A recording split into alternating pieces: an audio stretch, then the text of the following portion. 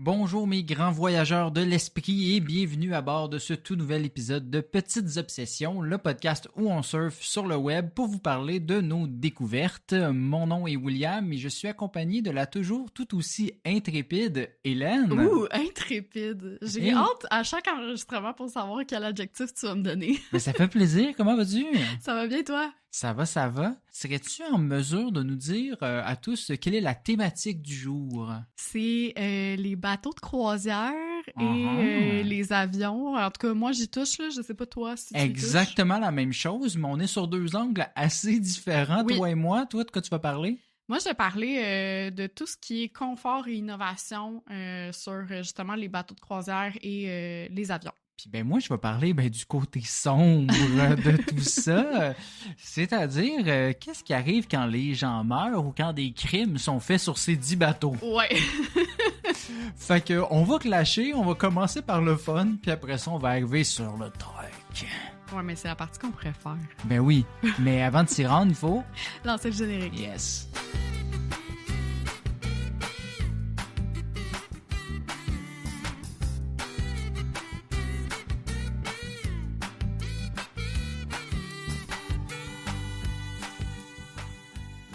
Will, on s'entend, je t'ai un petit peu donné l'idée de parler de ce qui se passe si on meurt en avion ou sur une croisière, parce que c'est une question que je me pose depuis longtemps. Je pense que tu te la posais aussi. En fait, j'ai découvert un élément, puis après ça, on a discuté, puis t'étais comme genre, je veux parler de ça, puis je suis comme, ça va mélanger avec mon sujet. C'est ça, parce que t'avais manifesté ton envie de parler des prisons à bord aussi, si je me trompe pas. Ah, spoiler, mais oui, effectivement. Ouais. Spoiler, t'as dit en intro que t'allais parler de si on commet un crime.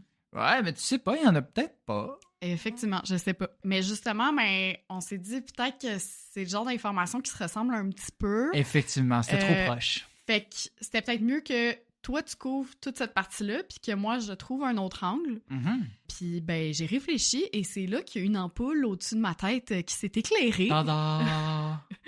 On va se le dire, on a eu un hiver assez rock'n'roll tous les deux, là, entre nos deux jobs plus trop prenantes, un déménagement en cours et 2-3 petits virus. Fait que mettons que j'ai hâte à nos prochaines vacances, même si on va pas nécessairement les passer sur un bateau de croisière.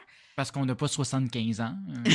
Hey, arrête, là, tu vas découvrir des pépites, là. D'accord. Mais comme justement nos prochaines vacances sont seulement en septembre, je me suis permise de rêver un petit peu, puis je me suis dit que j'allais, à l'inverse de toi, parler plutôt du confort à bord des croisières et des avions, puis comme je le disais, un petit peu d'innovation. OK. Fait qu'embarquez la gang, attachez bien votre ceinture, ça part. La première chose qui me vient en tête quand je pense au confort, c'est probablement la bouffe. Ah, vois-tu, moi, je pensais à un lit. Ça montre vraiment nos deux personnalités. Les deux, mais je veux dire, je vais pas parler des couchettes ou quoi que ce soit, là, parce que je pense que ça, vous connaissez quand même les informations.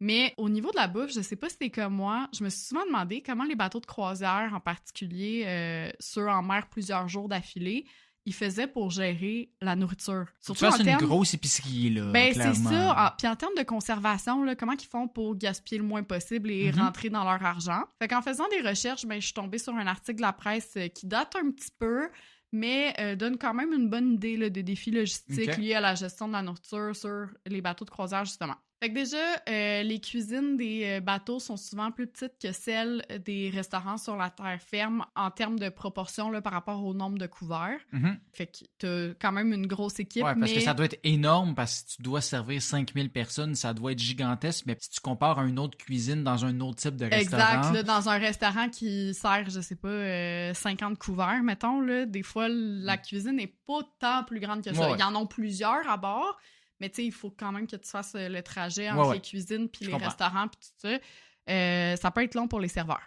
Puis en plus de ces espaces restreints-là, on doit composer avec des conditions météo qui changent et une capacité d'approvisionnement limitée. Hein. Fait qu'à cause des conditions météo, par exemple, tout dans une cuisine de bateau, même les plus petits appareils, doivent être fixés soit au sol ou au mur. Puis tout ce qui est vaisselle, c'est aussi placé dans un espace sécurisé. Mm-hmm. Fait que comme ça, s'il y a une tempête, par exemple, ou que la mer est agitée... il n'y a pas tout qui décalisse partout. Là. Exactement, ça évite que les appareils bougent. Fait que ça permet donc d'assurer la sécurité des employés aussi en cuisine. Oui, puis, tu veux pas des couteaux qui volent. Là. C'est ça, puis d'optimiser l'espace aussi, là, vu que c'est des espaces assez restreints.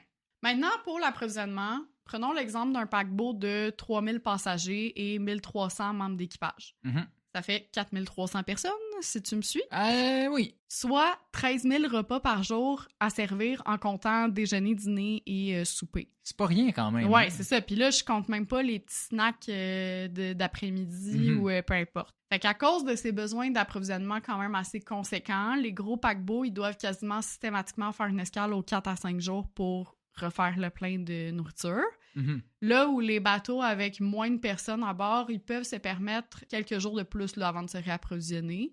Ouais, c'est ça. C'est même si t'en achètes énormément, à un moment donné que tu manques d'espace, tu veux pas que ça se gaspille, etc. Complètement, c'est ça. Puis les livraisons sont planifiées selon les marées aussi, ce que je trouvais super intéressant parce que si la marée est trop haute ou trop basse, la passerelle, elle sera pas au niveau du quai, fait que le bateau, il est plus difficilement accessible. C'est des affaires auxquelles on pense pas, mais qui sont absolument logiques, effectivement. Complètement. Pour la conservation, les viandes et poissons, par exemple, sont souvent conservés sous vide pour prolonger leur durée de consommation puis minimiser les risques sanitaires. Tandis que tout ce qui est pain, pâtisserie, généralement, ça va être confectionné sur place. Là, donc, les cuistots vont tous les faire, soit le jour même ou durant la semaine.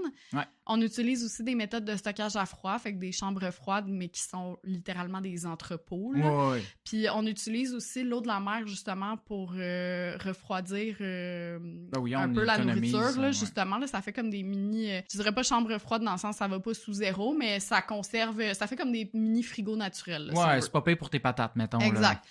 Puis aussi, des étagères rotatives pour garder les aliments au frais également. Mais là, c'est bien beau tout ça. Moi, j'ai de la misère à savoir ce que je vais vouloir manger à la fin de la semaine. Fait qu'imagine si tu dois préparer une semaine de bouffe pour satisfaire des milliers de personnes. Oui, c'est ça. Il y a clairement des gens qui vont pas être contents à un certain point. C'est comme dans un buffet, mais... c'est ça. Tu sais, comment tu fais pour bien prévoir puis essayer de satisfaire au maximum ces milliers de personnes-là? Les équipes de cuisine vont utiliser des algorithmes super puissants pour bâtir leur liste d'épicerie. Liste qui doit être faite 6 à 8 semaines d'avance selon ce même article de la presse. Fait que j'imagine si tu as besoin d'aller contacter genre un pays pour dire « Il va me falloir de la bouffe pour 13 000 personnes dans les prochains jours. » Faut que tu te prévois un petit peu d'avance. Ouais, c'est ça. Pas 13 000 personnes, mais 13 000 repas par jour, effectivement. Puis en gros, dans ces algorithmes-là, ils vont rentrer des informations comme l'âge, la nationalité des passagers, s'il y a des restrictions alimentaires, des trucs comme ça. Fait que si c'est, par exemple, une croisière kid-friendly, familiale, ils vont plutôt se tourner vers des repas que la majorité des enfants vont aimer, comme de la pizza, des nuggets, des trucs de même. Ouais, c'est ça, il va y avoir plus de mac and cheese. Là. Exact. Puis si, au contraire, on a une majorité de passagers asiatiques, il y aura sûrement une plus grande offre de poissons et fruits de mer à bord, par exemple. Logique. Fait qu'ils utilisent ces algorithmes-là vraiment pour adapter les menus, ce qui va limiter justement le gaspillage, puis ils vont pouvoir rentrer un petit peu plus dans leur argent. Pour ce qui est de l'eau, c'est assez complexe aussi parce qu'il faut penser que les personnes vont la boire, mais aussi se doucher, laver des vêtements, même se baigner s'il y a une piscine à bord, par exemple. Fait que les bateaux vont toujours remplir tous leurs réservoirs avant de partir et refaire le plein lors d'escale. Mais il y a aussi certains bateaux qui ont une mini-usine d'épuration à bord, voire des installations qui vont désaliniser l'eau de mer, donc qui vont pouvoir utiliser justement pour consommation. Puis d'ailleurs, les eaux usées, elles sont pas jetées directement dans l'océan, mais elles sont plutôt filtrées et traitées à même le bateau. Puis c'est cette eau qui est beaucoup plus propre, qui est remise dans la mer. Propre, comme si c'était une station d'épuration, mais comme... moins sale. C'est ça, c'est pas de l'eau contaminée avec du caca et du pipi, là, tu sais. Ouais, c'est ça. Je pense que c'est ce qu'on appelle de l'eau grise. Je sais plus, en tout cas. Je saurais pas te dire le nom, je l'ai pas lu, mais en tout cas, ils ont des réservoirs avec des bactéries qui vont venir se nourrir de tout l'aspect usé des eaux usées, là. Oui. Fait que voilà, puis après, une fois que cette eau-là est retraitée et refiltrée, là, ils vont la mettre à la mer, fait que ça pollue beaucoup moins les océans que ce qu'on pense. Dans le cas des avions, pour la nourriture, ça dépend. On va s'approvisionner localement pour avoir accès à des produits plus frais autant que possible, on s'entend. Là. Il y a Emirates, par exemple, qui fera affaire avec des fermes régionales selon les itinéraires ou même travailler des menus avec un chef reconnu comme la collaboration entre Air Transat puis Daniel Vizina, par exemple. Pour les produits non périssables comme tout ce qui est café, vin, certaines collations emballées, là, on va plutôt faire affaire avec des fournisseurs internationaux pour garder le même standard de qualité partout sur toutes les lignes de la compagnie. Les repas sont ensuite préparés dans des cuisines près de l'aéroport et livrés au maximum 2 heures avant le décollage pour des raisons de sécurité alimentaire. Ouais. Comme pour les bateaux, la plupart du temps, les repas sont adaptés au vol, soit selon l'itinéraire, la démographie des passagers ou la classe cabine. Par exemple, un vol vers le Japon, il y a plus de chances de servir des sushis qu'un vol vers Paris. Ouais, j'ai jamais vu de sushi. Un Montréal-Paris avec des sushis. Montréal-Paris, c'est pas mal poulet ou pâte, là. Ouais, c'est ça.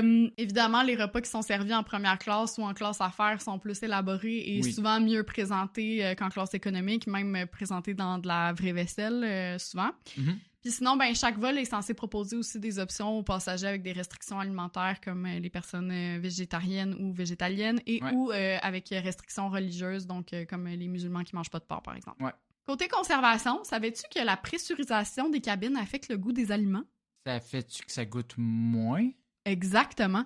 Ça devient plus fade. Fait que c'est pour cette raison-là que les plats dans les avions sont généralement plus salés. Pour donner une impression que ça garde un certain goût. C'est pour ça qu'on a très soif. Aussi. Puis comme c'est un environnement à faible humidité, justement, les plats en sauce comme les ragoûts, les currys, les pâtes, etc. sont souvent privilégiés. Tu verras pratiquement jamais de la friture à bord d'un avion parce que il y a trop de chances que ça devienne sec le temps que ça te soit servi. Parce que justement, il n'y a pas assez d'humidité dans la cabine. Ça peut paraître niaiseux aussi, mais les emballages des repas, ils ont été pensés pour être le plus léger possible et donc minimiser l'impact de leur poids sur la consommation d'essence. Ah, ben oui. Puis, on va y revenir là, à la durabilité, mais... Ouais, c'est ça. Fait que tu comprends pourquoi ils nous font chier avec nos sacs cabines. Exact. Au niveau des services médicaux, la plupart des croisières comptent du personnel médical dans l'équipage, donc un ou des médecins et quelques infirmiers qui peuvent même faire certaines interventions chirurgicales. Là. On s'entend, ils vont pas faire une chirurgie à cœur ouvert ou une greffe de foie, là, mais... Plus des points de suture, mettons. C'est ça, exactement. Ils ont accès avec eux à la plupart des médicaments antibiotiques et vaccins aussi. Puis, il y a très souvent une pharmacie à bord, ce qui va permettre aux passagers malades de se procurer de l'aspirine, des antinausées, des médicaments pour le cœur, les yeux, les oreilles, la gorge, le ventre, tous les bobos typiques qu'on peut avoir. Ouais. La seule chose, c'est que ça risque de coûter un petit peu plus cher que si on achetait le médicament à notre pharmacie du coin avec nos assurances. Mais t'as pas ben d'autres options. Non, c'est ça. En mer, c'est soit t'es malade ou c'est ça. Soit t'endures, soit tu te guéris. En cas de mise en quarantaine parce qu'il y a une infection quelconque ou des choses comme ça puis qu'on veut pas que ça se propage, mais le plus souvent, les gens vont être isolés dans leur cabine. Puis pour les dissuader d'en sortir, il paraîtrait qu'on désactive leur carte magnétique pour accéder à leur chambre. Okay. Fait que si tu sors de ta chambre puis que ta carte est désactivée, tu peux plus re-rentrer. Donc, ça dissuade les gens de sortir de leur chambre. Et le personnel médical est très strict. Là. Il faut être asymptomatique depuis au moins 72 heures pour pouvoir sortir. Fait que t'imagines, là, tu passes 72 heures dans une cabine isolée. Pendant que ça brasse. Pendant que ça brasse, puis que t'as peut-être, si t'es chanceux, un petit hublot, là. Pas down. Non. Il y a aussi souvent un hélipad à bord des bateaux pour transporter les personnes qui demandent une aide médicale plus urgente sur la terre ferme. Et sinon, tous les membres d'équipage sont également formés pour prodiguer les premiers soins et faire leur RCR, ce qui est normalement le cas aussi là, dans les avions avec les agents de bord. Ouais. Par contre, dans les avions, t'as pas nécessairement un médecin à bord ou des infirmiers. On va y revenir. Mais, tu me diras. Maintenant, niveau durabilité, comme je te disais, on s'entend que ces deux moyens de voyager-là, c'est quand même des moyens assez polluants. Ouais. Mais il y a quelques actions qui sont quand même de plus en plus mises en place par certaines compagnies pour minimiser autant que possible leur empreinte carbone. Là. On s'entend, je dis pas qu'ils sont carboneutres. Oui, non, on c'est ça. Très loin de ça. Mais il y a quand même quelques petits gestes qui sont mis en place. Fait que ça... On dirait que c'est un petit peu plus... Ça donne un peu meilleure conscience. Disons. Ouais, c'est ça, exactement. On va dire ça de même. En juillet 2023, la Royal Caribbean Group, donc qui est un groupe de croisières, a annoncé que ses deux plus récents navires seraient dotés d'une technologie permettant de revaloriser les déchets en énergie. Okay. Fait que sur le premier bateau, on retrouverait un système de pyrolyse par micro-ondes. Là, demande-moi pas de t'expliquer ça, là. Mais là, c'est toi qui as commencé. Mais attends. Sur le deuxième, il y aurait un système de micro-gazéification automatique. Oui, c'est encore plus clair. Oui, c'est ça. Dans le fond, là, ces processus ils vont permettre de transformer les déchets en gaz de synthèse que le bateau va pouvoir ensuite utiliser comme source d'énergie pour fonctionner. Fait que c'est comme de la revalorisation des déchets, dans le fond.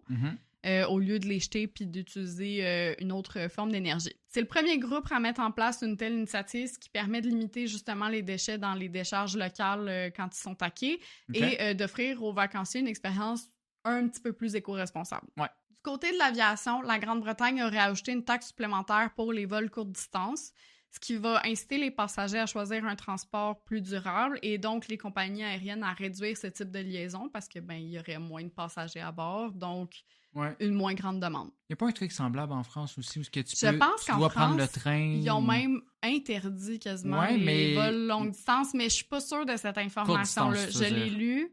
Oui, courte distance. Ouais, il me semble que j'ai lu ça, mais qu'au final, j'entends des gens qui prennent des avions à travers la France, fait que je sais pas. Ouais, c'est ça, mais j'ai lu ça, c'est pour ça que je suis pas assez certaine, parce que je sais qu'il y a du monde qui font Paris-Nice, là, tu sais. Ouais, c'est ça, fait que... Je sais pas, peut-être que, même chose, il y a une taxe supplémentaire, mais effectivement, il y a de plus en plus de pays qui mettent ce genre d'initiative en place. La modernisation de la flotte aussi, c'est le nerf de la guerre. Hein? Ils essayent de plus en plus d'être autant que possible carboneutre, d'utiliser des biocarburants, des choses comme ça. Le A350 et le Boeing 787, par exemple, ils consommeraient 20 à 25% de carburant en moins que d'autres modèles d'avions plus vieux. Fait que, fait que ça vaut la peine, là. C'est ça, si vous réservez un vol puis que vous voyez que c'est un Airbus 350 ou un Boeing 787, ça peut être intéressant de choisir ce type de vol-là. Ouais. Il y a plusieurs compagnies qui vont aussi proposer des programmes de compensation carbone, c'est-à-dire qu'il y a une partie du prix payé du billet d'avion qui va servir à financer des projets verts comme planter des arbres ou développer le secteur des énergies renouvelables, par exemple. On en parlait aussi au niveau des repas offerts à bord, mais encore une fois, les emballages, on utilise de plus en plus des emballages et ustensiles compostables pour réduire au maximum les déchets plastiques à usage unique. Sinon, il y a la compagnie finlandaise Finnair qui a mis en place des actions pour réduire au maximum le poids des avions. Donc, les manuels de vol, par exemple, ils ont été remplacés par des tablettes électroniques. Parce que les manuels de vol, c'est des cristis de briques, là. Fait que c'est con, là, mais juste cette action-là... Ça pollue plus sur le coup, mais sur le long terme, c'est bien. C'est ça. Puis, même au niveau de l'entretien, il y a des gestes simples qui ont été mis en place. Par exemple, à l'aéroport d'Oslo, pour dégivrer les avions, on récupère, on traite et on réutilise les produits chimiques au lieu de les laisser infiltrer et contaminer le sol. Logique, effectivement. Fait que c'est comme si tu réutilisais, mettons, l'eau de ton bain pour arroser tes plantes ou peu importe, là. C'est quand même un beau petit geste. Au final, on s'entend que c'est ça, ça reste des moyens de transport assez polluants, mais on peut quand même se réjouir de ces petites actions. Au moins, ils font des efforts, oui. Exactement. Une croisière, on s'entend, c'est une micro-société, un village en soi. Puis là, c'est là que la partie que j'ai envie de te parler de croisière et de vol un petit peu inusité. Fait qu'on n'est plus dans la durabilité, on est dans le plaisir, fun. Non, c'est ça, exactement. On retrouve des espaces ou des services qu'on connaît bien sur la terre ferme, mais qu'on n'aurait pas nécessairement imaginé sur un bateau. Ouais. D'abord, il y a le Queen Mary 2 qui compte un chenil pour garder les animaux de compagnie des passagers qui pourraient pas s'en séparer le temps de leur croisière. Puis c'est pas tout, il y a même un chef cuisinier qui est également dédié à la préparation de la bouffe pour les passagers à quatre pattes. OK. Ouais, c'est sûr que les gens qui veulent absolument amener leur chien sur un bateau, ils veulent qu'ils mangent bien. Oui, c'est ça, exactement. Là, un petit service 4 étoiles. Come on. Je me demande c'est quoi le prix supplémentaire. C'est-tu le même prix qu'un passager lambda, là, mais... Est-ce que c'est la même chose pour les chiens asiatiques? Le Queen Mary 2 et le Viking Orion ont également leur propre planétarium à bord. OK, rien de moins. Ouais, c'est ça. Fait que tu peux aller dans une salle puis te mettre genre sur des poufs puis tu vois la Voie lactée puis tout. Puis plein de petits trucs exposés en lien avec les planètes. Là, je m'attends que tu dises le Queen Mary 2 à chacun des trucs qui s'en viennent. Non, c'est le dernier pour le Queen Mary 2, je pense. Les bateaux de la compagnie Royal Caribbean sont probablement ceux avec le plus d'activités insolites. On y retrouve des parcs d'auto-tamponneuses, des skydives, des tyroliennes, des simulateurs de surf et même des patinoires. OK. Où il y a des spectacles qui sont faits oui, c'est vrai, quasiment tous les soirs. J'ai vu des trucs qui avaient une patineuse. C'est une fille sur TikTok, exactement. Ben, j'en parle tout de suite, là. En fait, si vous aimeriez en savoir plus sur la vie sur les bateaux de croisière, je suis tombée justement sur les vidéos d'Eugénie, qui est une patineuse professionnelle qui travaille sur les bateaux de croisière. Puis elle fait plein de contenu par rapport à son métier assez insolite, puis son quotidien aussi de membre d'équipage, sous le nom de patineuse à bord. Fait que je le mentionne parce qu'elle a abordé plusieurs sujets que j'aborde moi-même dans cet épisode-là, justement, notamment par rapport à la gestion de l'eau, puis des choses comme ça. Il y a certains bateaux de Norwegian Cruise Line qui possèdent des pistes de go-kart avec des véhicules 100% électriques. OK. My God, quand même, c'est gros une piste de go-kart, généralement, à moins qu'ils fassent vraiment des petits ronds, là. Oui, mais c'est crissement gros, un bateau de croisière. Oui, je sais, mais c'est quand même impressionnant malgré tout. Le MSC Meraviglia compte à bord un simulateur de vol, tandis que le Costa Cruise, on retrouve un simulateur de Formule 1. Ben oui. Fait que vous pouvez faire votre choix, qu'est-ce que vous préférez piloter. Mais Formule 1, c'est un petit peu plus petit, que genre moins de dashboard, mais quand même, c'est impressionnant. Là. Le Carnival Sunshine, lui, il a fait peau neuve en 2013 pour y inclure maintenant des billards extérieurs, un parc aquatique et un parcours d'acrobranche au-dessus de la mer. J'espère que t'es bien attaché. Pas trop stressé. Billard extérieur, c'est comme genre la chose la moins utile que j'ai jamais... C'est comme les tables de ping-pong au parc. Ouais, mais je sais pas, il y a pas des poches. En tout cas, c'est le tapis de feutre, s'il mouille. En tout cas. Non, mais il doit y avoir une espèce de toit, pergola, whatever. I guess. Par-dessus où ils mettent une housse comme on met sur notre barbecue, là, je sais pas, là. Bref. Le Carnival Vista, de son côté, il est doté d'une attraction assez unique, le Skyride. En gros, t'es dans une sorte de nacelle suspendue à un rail à 60 mètres de hauteur, puis tu dois pédaler pour avancer. C'est comme un vélo, tu sais. Ah oui, sur une corde, dans le fond, là? Non, t'es accroché par en haut, mais tu pédales pour avancer dans C'est comme une télécabine, là, si tu veux. Ouais, je comprends. Puis t'es un pierre à feu, là, en fait. Fait qu'en gros, ils sont juste comme, le monde s'emmerde, faut qu'on invente des activités qui existent pas ailleurs. Là. Ouais, puis c'est aussi d'ailleurs le premier bateau à avoir un cinéma IMAX dans ses installations. C'est là que tu vois la hauteur du bateau, là. Ça prend 3 étages. C'est bien plus que 3 étages, là, ces bateaux-là. Là, ça doit non, je veux dire le IMAX. Ah oui, le IMAX, oui, c'est ça, parce que sinon, ces bateaux-là, ça doit être une dizaine d'étages faciles. Je sais. Le Norwegian Cruise Line a également lancé le Big Nude Boat, une croisière réservée à une clientèle nudiste. Les valets auront donc pas à transporter des bagages trop lourds jusqu'aux cabines. Même s'ils peuvent se promener nus, les passagers sont tenus de s'asseoir sur une serviette lorsqu'ils sont à la piscine ou au buffet. Oui. Thank God, là, pour l'hygiène. Il n'y a pas une tenue chic pour aller au restaurant le soir, là. non, c'est habit d'Adam et Ève, là. Tu peux te peigner un peu plus, c'est tout. C'est ça, exactement. Tu te rases un petit peu, là, pour être un minimum propre. Puis sinon, le bateau, lorsqu'il est taqué, évidemment, les passagers doivent être habillés parce que, les gens sur le port n'ont pas demandé à avoir des kékettes, nécessairement. Je me demande c'est combien de temps avant qu'ils arrivent sur le bord de l'eau qu'ils doivent s'habiller. Je sais pas.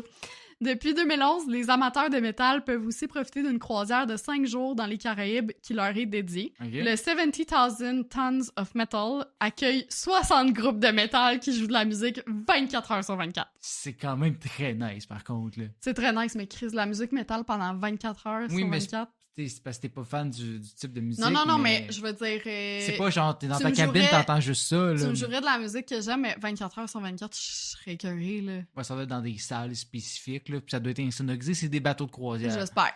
En avion aussi, on propose parfois des expériences qui sortent de l'ordinaire. Kulula Airlines en Afrique du Sud se démarque par son design extérieur. D'abord, l'avion est entièrement vert flash. Il y a plein d'inscriptions un peu cocasses du genre une flèche qui va5ointer les hublots en disant « The coolest peeps in the world », en référence un petit peu au peep show là, avec les hublots. Apparemment que les messages du capitaine, les consignes de sécurité puis tout le reste aussi sont vraiment teintés d'une bonne dose d'humour. Là, genre quand le capitaine y atterrit, il est comme « Wow, Jolly Jumper », puis des choses comme ça. Okay. En 2009, la ligne Pet Airways, réservée exclusivement aux animaux de compagnie, a été créée en Floride. Le prix du billet d'avion commençait à partir de 150 $, mais il dépendait de la taille de l'animal et de la distance parcourue. Fait qu'on tournait plus autour de 500 $, voire 1200 $ pour les plus grosses bêtes. C'est sacrément. C'est sûr que si tu transportes ta vache dans l'avion, il y a un problème, là, mais... Les animaux de compagnie, William, là. Tu peux avoir une vache de compagnie. Ouais, c'est sûr.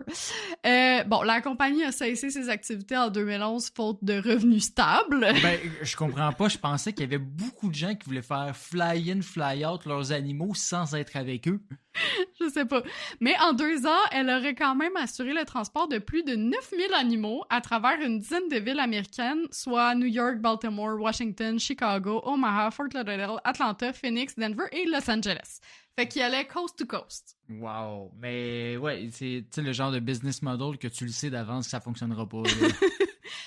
Je sais pas, peut-être, là. Il y a beaucoup de gens qui veulent pas transporter leurs animaux en cargo parce que, les conditions sont pas top, là, pour eux. Ouais, là. mais je sais pas à quel point c'est full mieux dans ces avions-là, mais en tout cas... Non, c'est sûr, mais en fait, oui, parce que... c'est pas froid, au moins. C'est ça, tu sais, eux, leur motto, c'était vraiment les animaux sont des êtres vivants, là, pas de la marchandise.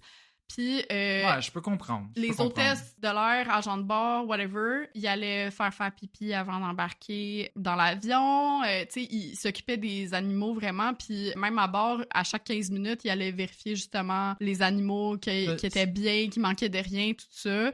Ils étaient quasiment divertis à bord, là. L'image, tu sais, genre du petit carrosse, mais avec des bols d'eau, puis ça me fait vraiment rire.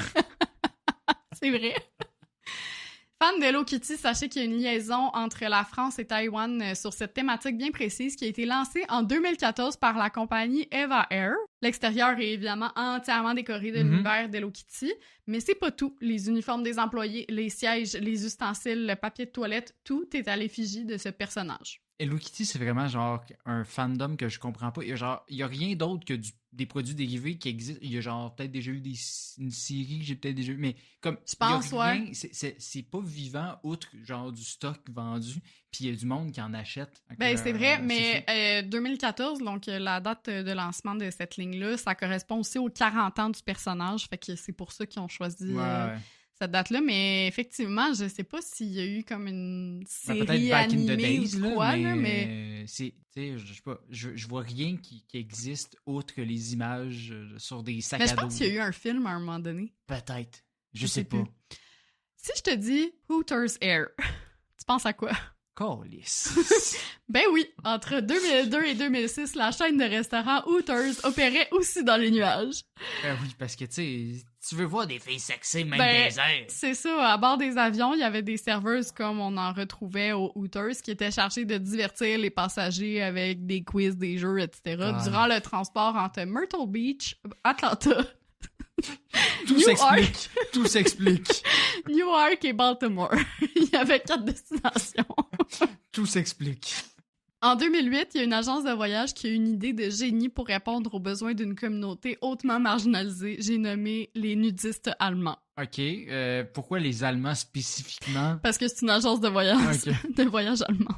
Tu me vois venir, elle a créé la première ligne aérienne réservée aux passagers nudistes. L'avion faisait la liaison entre Erfurt, au centre de l'Allemagne, à l'île d'Osdom, une station balnéaire au nord du pays, et ce, uniquement durant la saison estivale. Les passagers devaient embarquer habillés et une fois les portes de cabine fermées, ils pouvaient enlever leurs vêtements avant de les remettre pour sortir de l'avion. Malheureusement, même si le lancement affichait complet, l'idée a jamais vraiment décollé à cause de certaines réserves morales de certains clients. Mais si tu veux embarquer dans cet avion-là, rendu là, t'as un problème. Genre, tu sais, je peux comprendre le nudisme, mais genre, j'ai vraiment besoin d'être 1h30 dans un avion tout nu. T'as un problème. C'est ça. Parce que c'est pas, pas long, là, clairement. Là, c'est pas pour te faire bronzer, c'est pas pour vivre dans la nature. Paris, non, c'est ça. Là.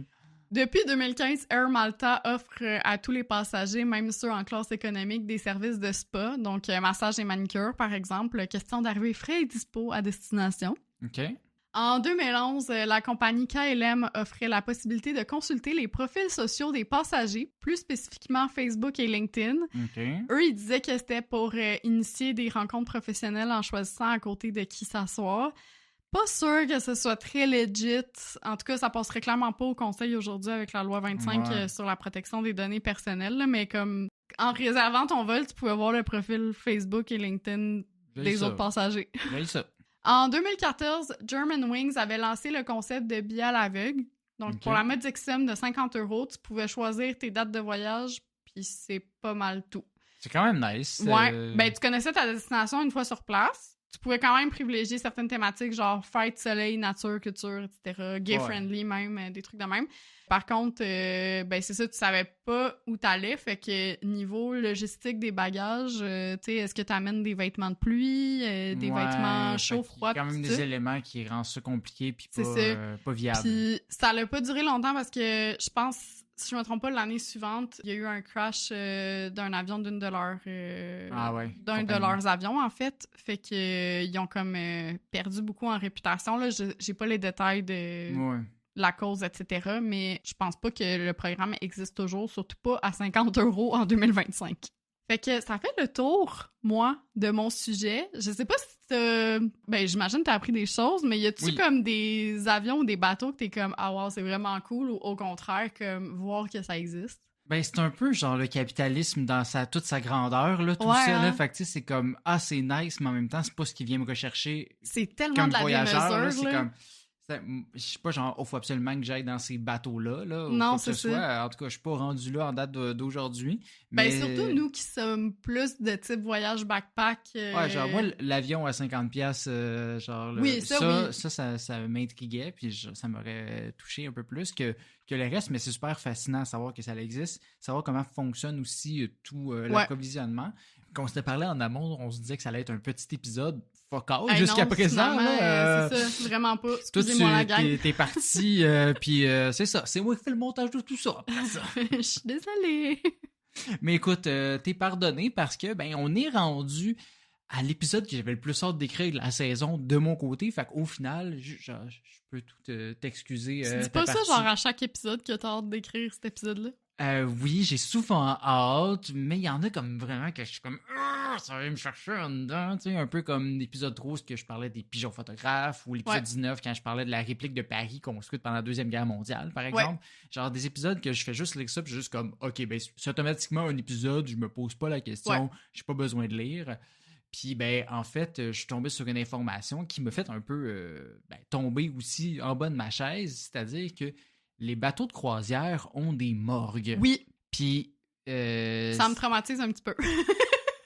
Quand tu penses puis que le choc initial est passé, c'est logique, là, tu sais. Oui, complètement. Puis, je veux dire, on préfère que les personnes décédées soient dans des morgues qu'elles restent dans leur cabine toute la semaine. Exact. Tu sais, c'est des bateaux qui transportent des millions de personnes chaque année, dont on s'entend, même s'il y a des activités pour les plus jeunes, la majorité, c'est des petits vieux, là. C'est ça, c'est qu'à l'époque aussi, c'était tellement cher, les voyages sur les bateaux, qu'il y a juste des personnes à la retraite qui avaient économisé, qui pouvaient se permettre ça, puis avec tous les services à bord, ils étaient comme moins inquiets, puis tout ça. Mais ça fait en sorte aussi que cette population-là est plus à risque de, mettons, avoir une crise cardiaque ou un AVC ou des trucs comme ça. Exactement. Puis je lisais que ça coûte parfois moins cher pour des personnes âgées d'aller sur des croisières que de vivre dans une résidence pour personnes âgées aux États-Unis, par exemple. Ah, ça explique pourquoi notre amie Anna, qu'on a rencontrée en Martinique, elle était sur une croisière de genre... Ah non, mais combien de temps, là?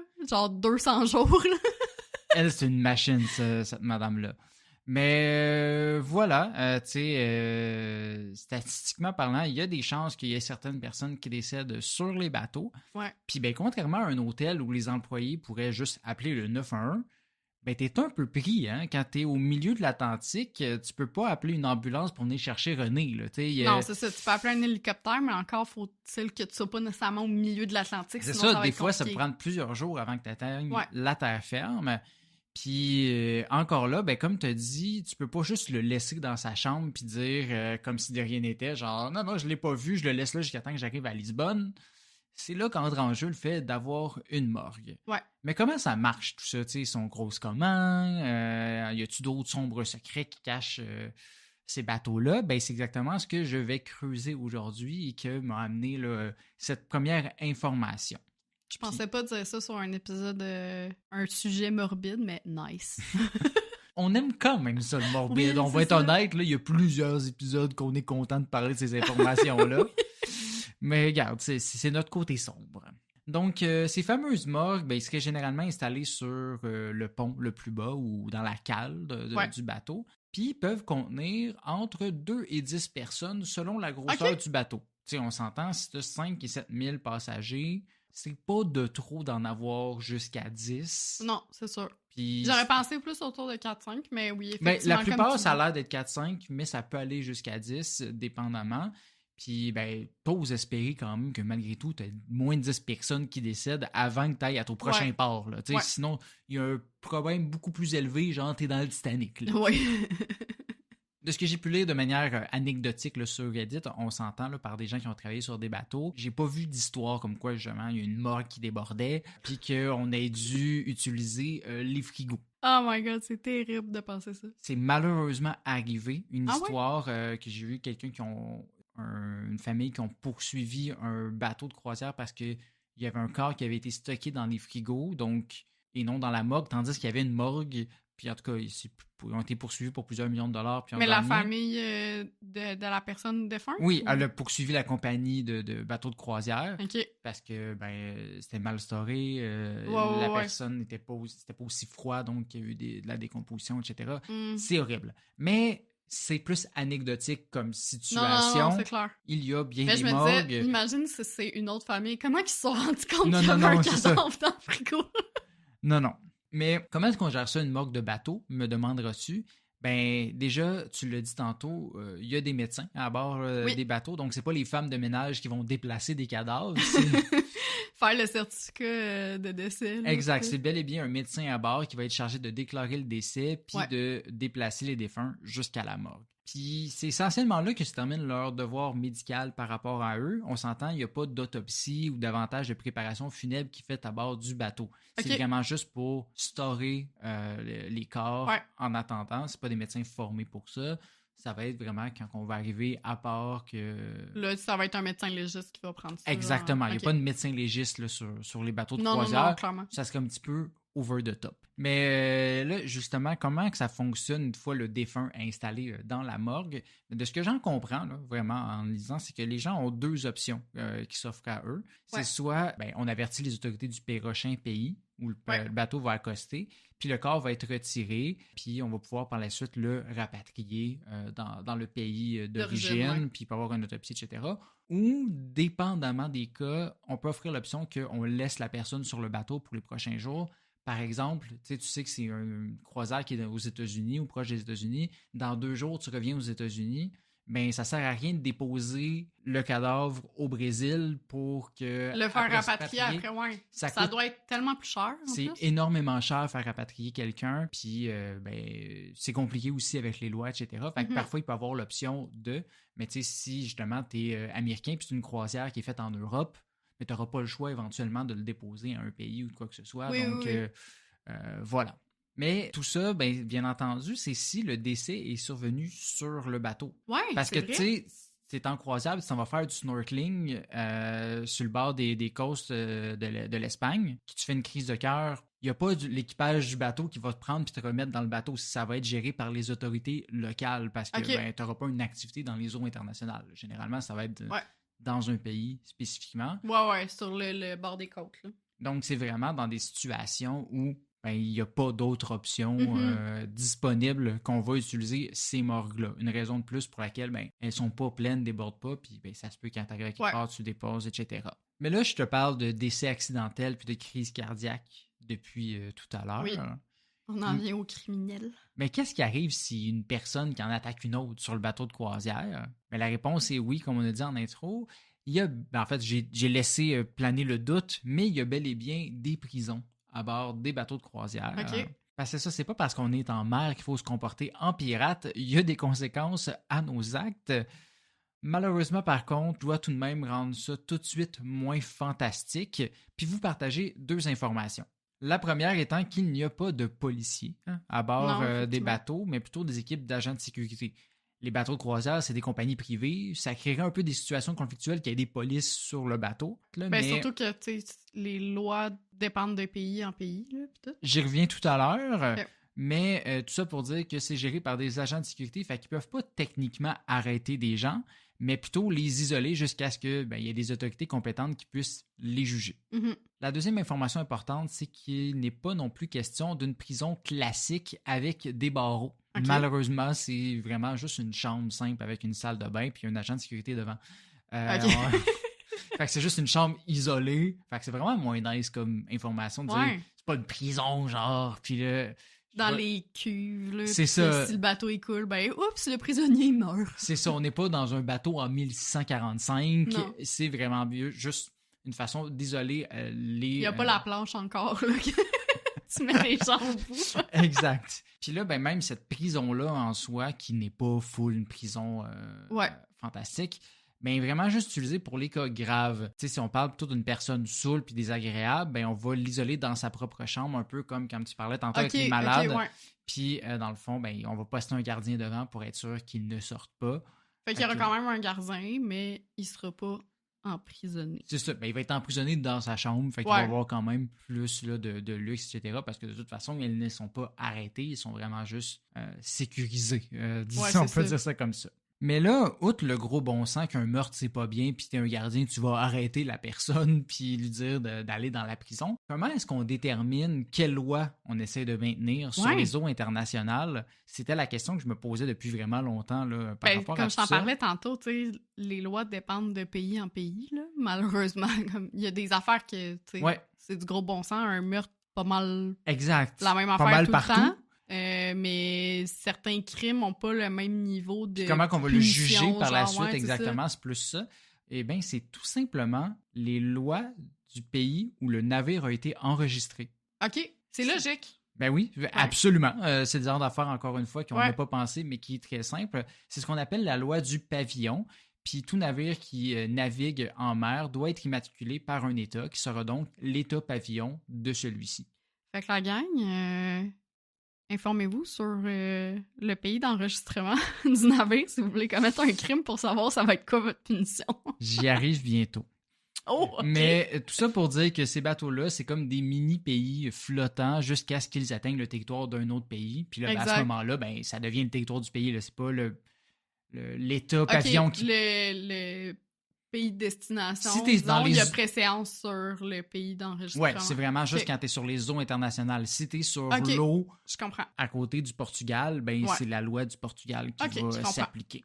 Puis c'est ce même pays pavillon qui va normalement fournir le certificat de décès en cas échéant. Oui. Puis c'est lui aussi qui va donner le certificat de naissance si une naissance a lieu en eau internationale. Ah oui!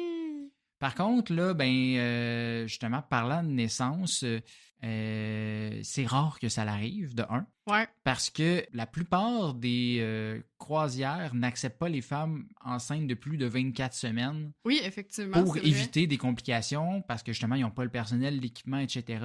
Non, c'est ça. Ça doit être la même chose dans les avions aussi. Les avions, c'est pour une plus courte durée que, mettons, 10 jours, là, on s'entend. Mais je veux dire, je pense que si la femme est à l'approche de sa date d'accouchement ou de quoi, j'imagine qu'ils peuvent refuser. Parce que le personnel, je pense pas que les agents de bord sont formés, tu sais, sont formés pour les premiers soins et tout. Là, mais j'ai pas l'information pour les avions, là, je vais y revenir quand même. Mais ça peut arriver, là, des gens qui accouchent là, dans un avion. Ça peut arriver aussi sur un bateau de croisière, mais parce que généralement, à 24 semaines, malheureusement, c'est dans ce contexte-là, ça se peut que ça soit pas à terme, tout ça. Mais puis il peut y avoir tellement de complications pour la mère aussi. Là. Exact. Fait que c'est pas idéal. Puis même chose pour une naissance sur un voilier. Tu sais, mettons, tu as ton propre bateau. Tu sais, tu as enregistré ton bateau au Canada, c'est les lois du Canada qui vont s'appliquer. Puis même chose pour certificat de naissance. Sauf que, qu'est-ce que tu fais sur un voilier si t'es à 39 semaines, ma chère? Fait que c'est encore très rare. Je voulais revivre mes nausées de premier trimestre. C'est ça. Puis si tu nais sur le bateau dans les eaux d'un autre pays, là, ça dépend des lois du pays en soi. Généralement, c'est la loi du sang qui va primer. Donc, tu vas avoir la nationalité de tes parents. Ouais. Puis ça se peut que tu rajoutes une deuxième nationalité, dépendamment du contexte, mais ça dépend vraiment des pays. Mais bon, voilà, tout ça pour dire qu'on a pensé à toutes les options malgré tout, voire parfois un peu trop, parce que, vois-tu, comme tu disais tantôt... un peu trop, c'est quoi? C'est genre une femme qui accouche, son mari qui est criminel, puis il y a quelqu'un qui finit à la morgue dans tout ça?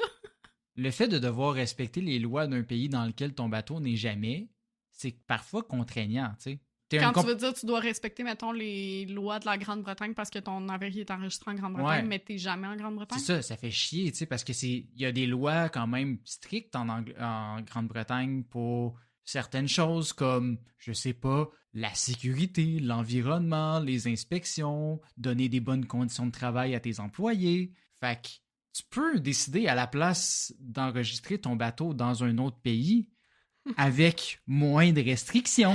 Ah non, c'est sûr qu'ils font ça. C'est ce qu'on appelle les pays de complaisance, a.k.a. l'équivalent des paradis fiscaux pour les bateaux. C'est ça. Ces pays les plus populaires sont le Panama, le Liberia, les îles Marshall, les Bahamas et Malte. J'aurais pu parier que c'était ce genre de pays-là. C'est surtout le Panama, d'ailleurs. Ah ouais, Puis c'est ultra facile d'y enregistrer un bateau étranger. En même temps que le canal, peut-être que ça... Je sais pas. Ils ont trouvé un marché, là. Et les compagnies vont payer moins d'impôts, puis c'est ça, moins de régulation au niveau sécurité, environnement et tout le tralala. Puis tu peux aussi plus facilement embaucher des gens de différents pays sans devoir respecter les lois de les autres pays. Donc, tout simplement les lois du Panama. Fait que capitalism is gonna capitalize, comme toujours. Puis, ben, ça a aussi toujours des impacts sur toute situation de litige ou d'urgence à bord de ces 10 bateaux parce que, ben, justement, vu qu'ils doivent suivre moins de règles, s'il y a quelque chose, un décès, tout ça, ça peut devenir vite compliqué niveau paperasse dans ces cas-là. Fait que j'ai pas envie de vous faire peur, mais je vais quand même vous informer là, que... J'ai envie d'avoir peur. C'est l'Halloween. Va pas en croisière.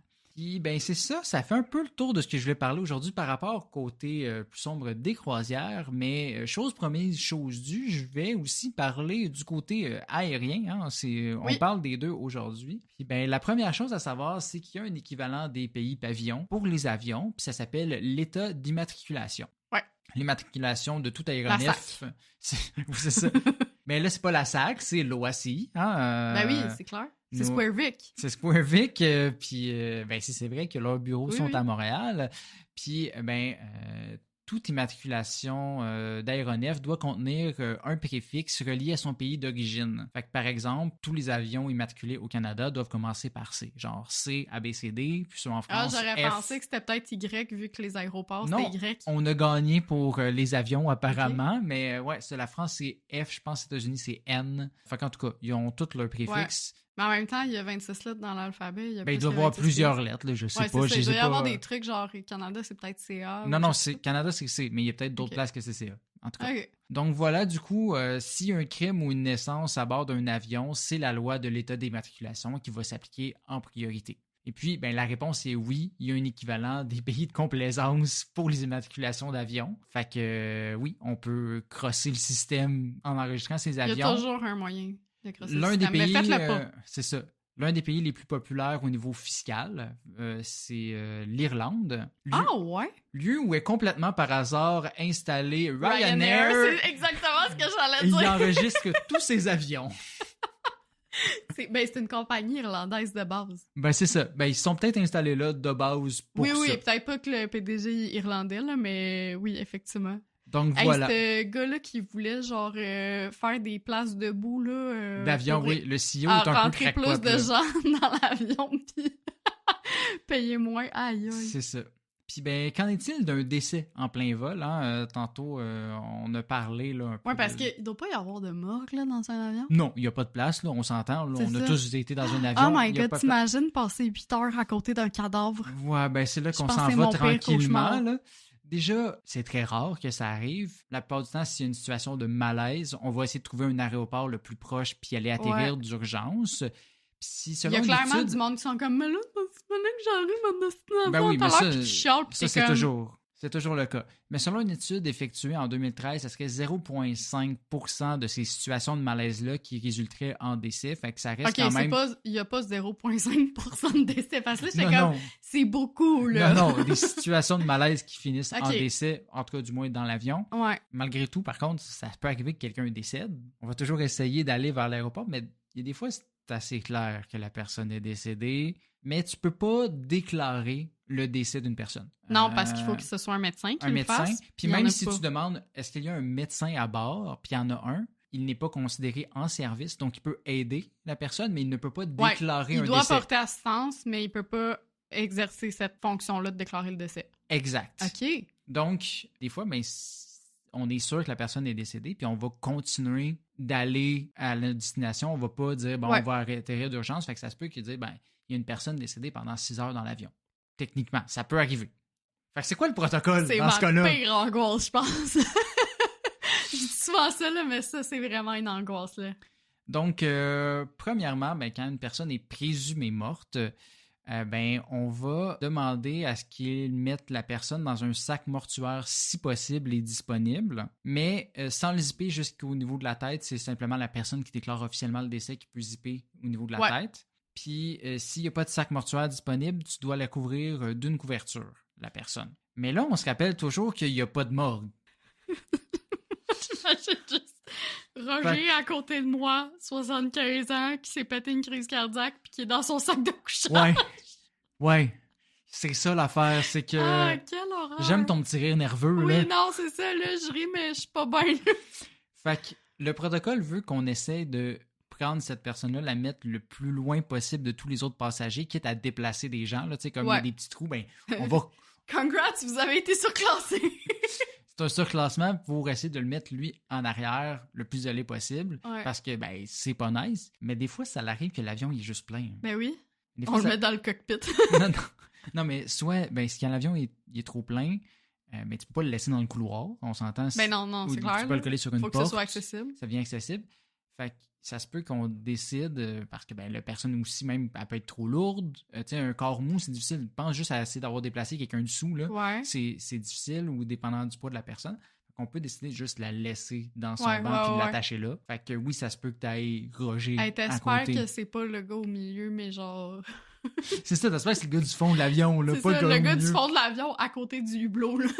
T'as le gars décédé, puis tu veux quoi, le poulet ou comme ça, t'es pas dans... Non, il dort. Fait que voilà, c'est morbide, mais il n'y a pas ben d'autres options, puis c'est ça. Fait que... N'oubliez pas qu'il y a aussi des gens qui donnent la vie dans les avions. Oui, c'est ça. Ce qui est beaucoup Et plus que ça positif. se passe bien des fois. Oui, ça se passe bien. Puis bonus, si on veut finir sur une note un peu plus positive par rapport à ces naissances-là. Oui, s'il vous plaît. J'ai lu quelques histoires en ligne, je ne vais pas les épiloguer, mais de compagnies aériennes qui ont décidé de donner des billets gratuits à vie aux bébés nés dans un avion. Ou 1 million de points miles aux parents. Fait que David, voilà. pourquoi je suis pas née dans un avion? En même temps, mon éco-anxiété serait comme... Ben voilà, fait que j'espère que ce petit point positif vous fera oublier le gros négatif d'après. Revenez au début de l'épisode, réécoutez les... C'est ça, réécoutez les fun croisières avec des auto-tamponneuses puis des go-karts. Là. Exact, c'est ça. Allons-y sur le positif parce que, ben voilà, c'est un épisode chargé en beaucoup d'informations, léger et chargé à la fois. Je sais pas trop comment le qualifier, là, tu sais, c'est pas comme scientifiquement difficile, mais... rough par moment. Mais c'est correct, la gang, parce que c'est pas notre dernier épisode. Non, on revient pour un dernier et ultime épisode de la saison 4. Oui, de la saison, là. Fais pas peur au monde de même. Non, je fais pas peur. On va revenir pour une 5e saison. Donc, on se retrouve dans 2 semaines pour ce dernier épisode. Et sinon, ben, si vous aimez ce que vous entendez, parce que vous ne nous voyez pas nécessairement. Si vous aimez ça, le morbide, un peu des fois de temps en temps, là.